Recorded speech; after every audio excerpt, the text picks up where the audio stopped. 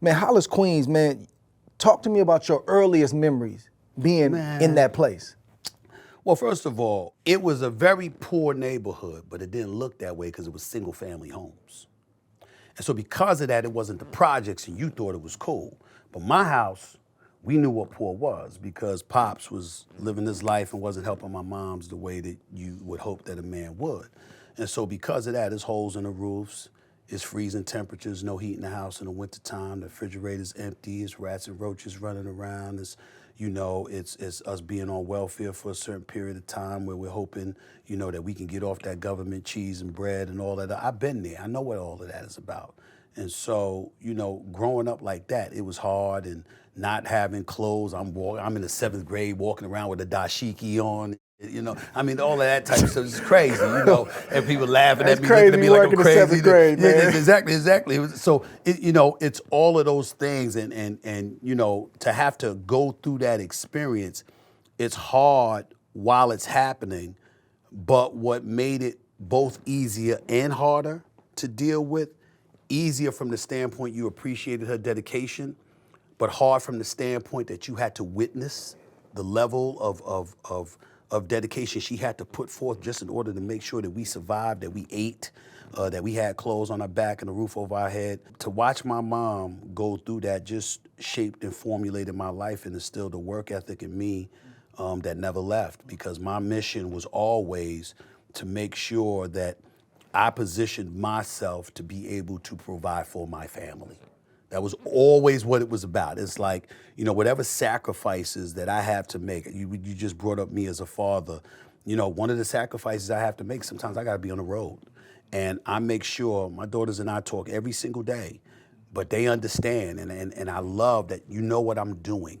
Like, I love the fact that I'm in television. You know where I'm at, too. Because I make them click. Yeah. Put on the TV. There he is. When somebody asks you, where's your dad? You don't know. No, he's right there. He's at work. He's at the game. He's doing this. He's doing that. It was a very, very big thing to me because it was me sending a message to let them know this is what a man is supposed to do. Your number one responsibility as a man is to provide and to protect when it comes to your family. And if you ain't doing those two things, you're not being a man. And that's just how I was raised because of what I saw my mother endure. Yeah. But your mother, Janet, that was your sweetheart, man. You talked about her throughout your career, your life, and the book. Yeah. This is a woman who had to carry the financial, emotional, all the loads of raising 6 children, though, and we're going to get into Pops in a second, here, but not really there. What kind of lady was your mother, Janet? She's the greatest human being I've ever known. I can talk about it with ease now. When she passed away in 2017, I cried every day for 2 years. I had to go to therapy. I had to do a lot of stuff that I never thought in my life I would do. When you're growing up in the hood and all of that stuff, you ain't think about no damn therapy.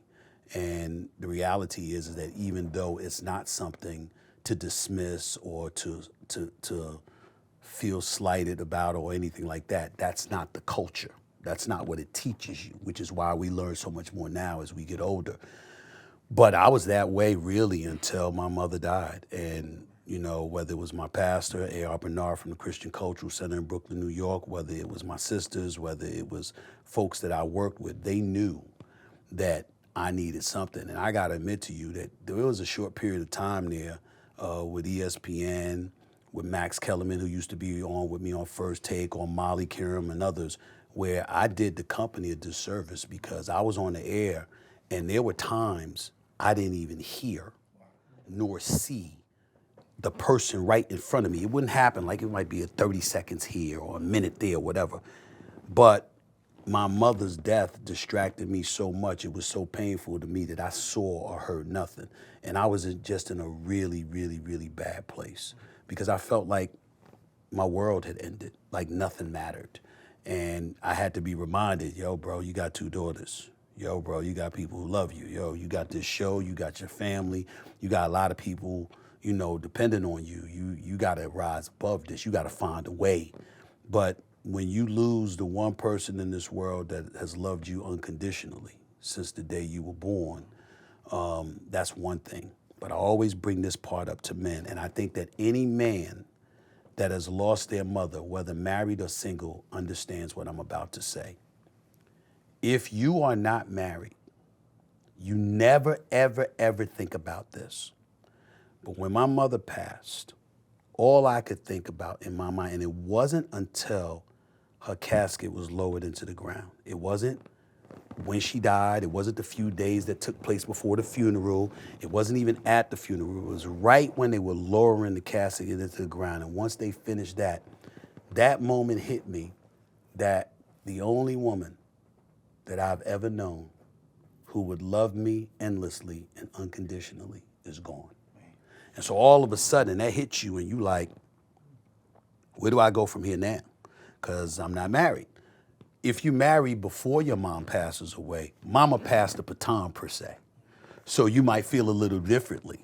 But if you single, you know, that barometer, that litmus test, It hit different. gone. Yeah. You see what I'm saying? Yeah, And yeah. because it's gone, now it's like, what am I gonna do now? So all of those kind of moments really, really, really hit me. And it was just one of the things that just contributed to a level of misery that I have never felt in my life. And I thought I felt it real big when my brother passed away in a car accident in 1992. But when my mom passed away, I've never felt pain, misery, emptiness like that in my life. And it took a lot away. I think for a year, I don't think people even knew who I was. Really? Because it wasn't me. I just wasn't there. I'm gonna stay on this. Just another question. You know, your mother was diagnosed with cancer. How many years before she passed? 7.5. What did you learn about your mother, and what did you learn about yourself as she's battling a disease like that? Her toughness, obviously, it just elevated to another level. Not just because of what she was enduring, but because she didn't allow that pain to affect how she mothered. The mother that she was, she continued to be. She never wavered. She had something to complain about, she let you know. You know what I'm saying? She had something to check you about, she let you know. You know, and that's the way that she was. What I learned about myself was a strength that I didn't know I had because she gave it to me, and it was in her last days. Before they transition, they're transitioning, and when they transition, those who have lost folks to cancer know what I'm talking about. You get to a stage where you're there, but you're not there. You're just staring, and you're looking at somebody, but you're not talking. You don't know if they're comprehending. You don't know if they understand what you're saying. None of that. And for the last few days, she was going through that. But prior to that, I sat in front of her, and I was really, really sad. And I started crying, and she was like, "Why are you crying? Why are you looking so sad?" I said, "What are you talking about?" You know, by this time we knew that she, you know, her days were numbered. And she said to me that this is the way it's supposed to be. She says, if you love me, and I know you do, you don't want it the other way around. Do you know what it would do to me if I lost you? She said, parents are supposed to go before their children. It's my time. I believe in God. I believe I'm going to a better place. She said, I know you're gonna miss me and I appreciate it, but I've prepared you for this. And I expect you to hold up and handle your business moving forward. And so when I remembered that, and the day that I remembered it most, the day of her funeral, go to the funeral and we take it to the cemetery and stuff like that. And then we get home and my sisters and them, at the repast and everything, we're sitting in the house. And my sister Linda looks at me and says, when you going back to work? And I was like, what? And then all of my sisters looked at me, you heard us. Come on. And I said, what are you talking about? You know, it's the funeral. They said, what would mom say? What would mom say? And what mom would have said was, because this was my mother to a T, registered nurse for 25 years, second largest hospital in New York State, Queens General Hospital in Queens, New York, right off the Grand Central Parkway, down the block from St. John's University, and across the street from the high school that I went to, Thomas Edison. What would my mother have said? That same registered nurse, she would have said, finish the job. She had passed away game one of the finals, the morning of game one of the finals in 2017. And they said, you know good and well, Mommy would have said, go finish the job, mourn me later. And that's what I did.